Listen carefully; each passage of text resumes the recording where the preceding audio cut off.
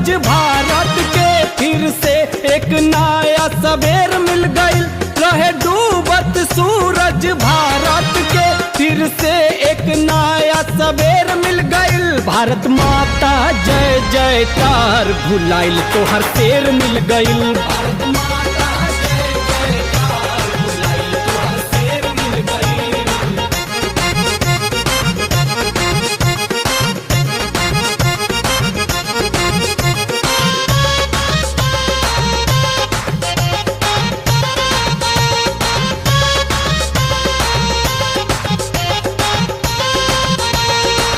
Make in India, made in India, digital India के नारा भइल।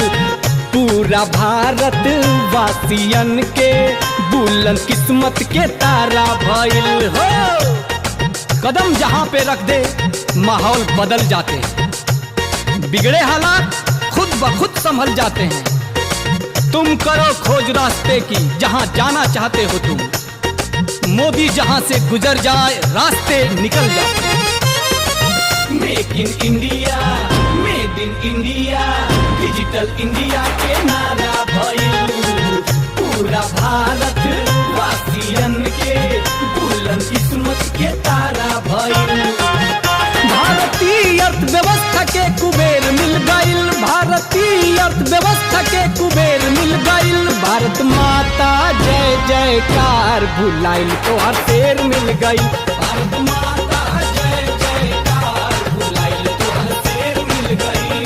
Modi the son of India, Modi the son of India. पूरा बनारस नाम मोदी के हो अब तो चूमे लागल। भइल कृपा महादेव के, काशी नगरी झूमे लागल हो। वो बदल हथेलियों की लकीर देता है, वो बदल तकदीर की तस्वीर देता है। उसके रास्ते में नाले बनाने की कोशिश ना करो। मोदी वो शख्स है जो समंदर भी चीर देता है। पूरा बनारस नाम मोदी के हो अब तो चूमे लागल। भइल कृपा महादेव के, काशी नगरी झूमे लागल।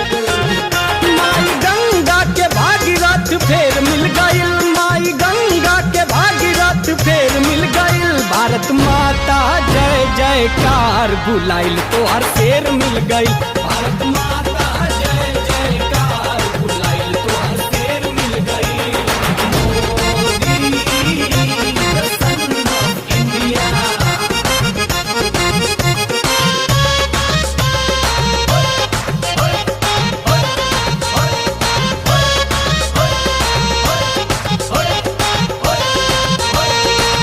पूरा कश्मीर लेके आइब, बिलावल कैले इबादा हो। इहे सपना देखत देखत मर गईले बाप दादा हो। एक पल में सारा आसमान जीत जाए हम, चुटकियों में सारा जहां जीत जाए हम। कारगिल तो बहुत छोटी बात थी है भारत माँ, तू कहे तो पूरा पाकिस्तान जीत जाए हम।